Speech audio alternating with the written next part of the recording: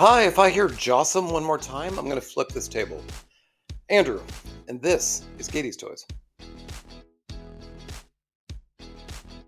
On today's MIA 80s Ladies, we're delving a little further into the 90s than I generally prefer. This property is much further from my general interests back in the day, but given its resurgence in the past year, I think it's finally time we talk about Lena Mack from Street Sharks. Following the seismic success of Teenage Mutant Ninja Turtles, which really, kind of changed the landscape of the toy aisles and cartoons of the late 80s and early 90s, a lot of the toy companies decided to follow suit with, let's say, homages to the Turtles with anthropomorphic animals, fighting crime, have favorite snacks, that sort of thing. So Mattel really put stock in Street Sharks, which was created by Leedsman and Laird, Siegel and Galliani, of Mr. Joe's Really Big Productions. Although I was still collecting toys at the time, this is way past, my general interests in cartoons. So, to my shock and surprise, Street Sharks was apparently wildly successful. It ran from 1994 until probably about 1997. It spawned 4 waves of toys and a cartoon series which was produced by Deke Entertainment. Within the cartoon, we learn the story about the Street Sharks, that being that 4 brothers were looking for their missing father, who had apparently been mutated into a kind of unseen monster by his colleague, Dr. Paradigm. When the brothers went to investigate their father, Dr. Paradigm injected them with his, kind of mad scientist juice and turned them into, again, sort of these human-esque anthropomorphic sharks with enormous heads and bodies. And we're going to kind of get back to that, large scale in a bit. Dr. Paradigm would get himself infected with kind of piranha DNA, and so he would flit in and out of being sort of human or piranha, all the while wearing a cyborg suit for some reason. He planned to, mutate the entire population of Fish and City. So the Street Sharks kind of spent their time gaining allies, fighting new mutations, all along, with their human partners, Benz and Lena Mack, the subject of today's video. Before we get there, Street Sharks also had a just wildly successful toy line. I don't know the numbers here. I can't quite find out what the revenue here is, but they went for a number of years. In all, they produced 36 figures, 8 vehicles, a number of hand puppets. This thing, I didn't see it. This was way past my time. I had no idea this was as big as it was. So, this whole experience has been a real eye-opener for me. When it comes to Lena, however, she is sort of part of what I'm going to call the April O'Neil factor. Coming out of all these sort of, let's say, spin-offs of Ninja Turtles, there were a lot of tropes that were kind of born out of this. So, of course, the anthropomorphic animal who is either human or is a, rat or cow or gargoyle creature. Again, the snacks, the Street Sharks themselves, seem to have an appetite for a lot of different snacks, but very pointedly did not like pizza, which is clearly a dig at the Turtles. In terms of all these cartoons, most have again, is the April factor, where you have a plucky young woman who's a human who can aid your animal team with, human affairs. Generally, they have, a profession that lends itself to helping out the heroes, or at least, depositing exposition for the plot. In the Turtles' case, of course, that was April O'Neil, who in the comics was a scientist. In the cartoon, they made a reporter. She was very much the person who, would help the Turtles, basically alert them to danger, while also proving to be a great hostage. In others, you would see, say, Charlie from Biker Mice from Mars, who was a mechanic, or even something a little more adult, like Gargoyles, where you had Detective Mazza, who was, a police officer, and she very much, helped the Gargoyles navigate the human world. In the case of Lena Mack from Street Sharks, she certainly fit the bill, the dossier of being a plucky young woman who's here to help. I can't really speak much to her character. She seemed, compassionate.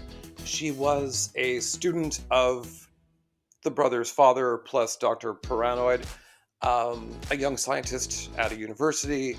She had, the kind of science skills that might prove to be useful. She saw right through Dr. Paranoid and decided to help the Street Sharks.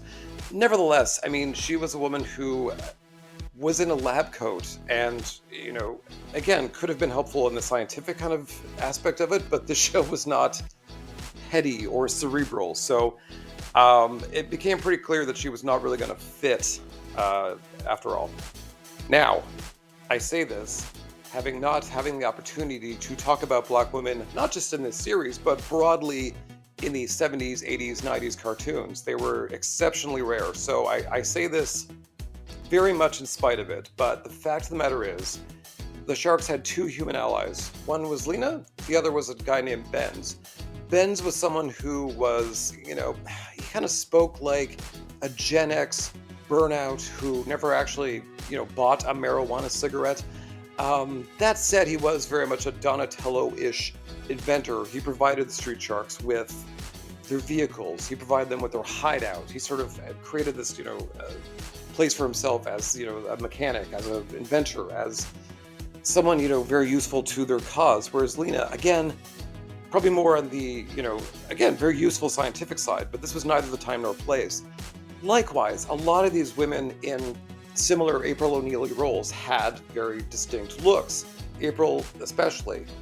She's gone by quite a few looks over the years, but there are usual through lines. She typically wears yellow. Her yellow jumpsuit from the original cartoon is iconic and usually what people see in their mind's eye when they see April O'Neil. Likewise, you look at, say Charlie or Lisa, they had very kind of, apropos costumes that, again, you instantly think of when you see them. Lena, unfortunately, in a lab coat, sometimes scrubs. I mean, it's not really an iconic look, and it certainly doesn't fit into a line that features, just neon rollerblading sharks. I think this is one of the few, if not only times, I'm ever going to say this, but I think, Lena kind of dodged a bullet here. There was one human character in the toy line. In Wave 3, Benz did get a figure with a weird helicopter accessory. He's someone who, again, doesn't fit. These are characters who are big, bulbous. They're not toddler toys, but they kind of have that sort of look and feel to them. If you saw a figure of Benz at a toy show, you would swear he's from Ninja Turtles or Toxic Crusaders or literally any other thing. Unless you knew what you were looking at, he didn't fit. And so trust me, Lena in a lab coat certainly wouldn't fit either. It also appeared that the producers of the cartoon very much saw this too. By the time season 2 came around, she might have had 1 or 2 episodes where she spoke, but by and large, moving forward, she was a glorified background character with no speaking part whatsoever going forward. So, it's an undignified end to a character who had a lot of promise and someone, I would have bought the toy, but I can't really say that anyone who were into Street Sharks would be like, yeah, the Lena figure. I mean, she was not exceptionally popular in the cartoon. She would not really have fit, let's say, from a, anatomy point of view compared to giant sea monsters. So this sucks, but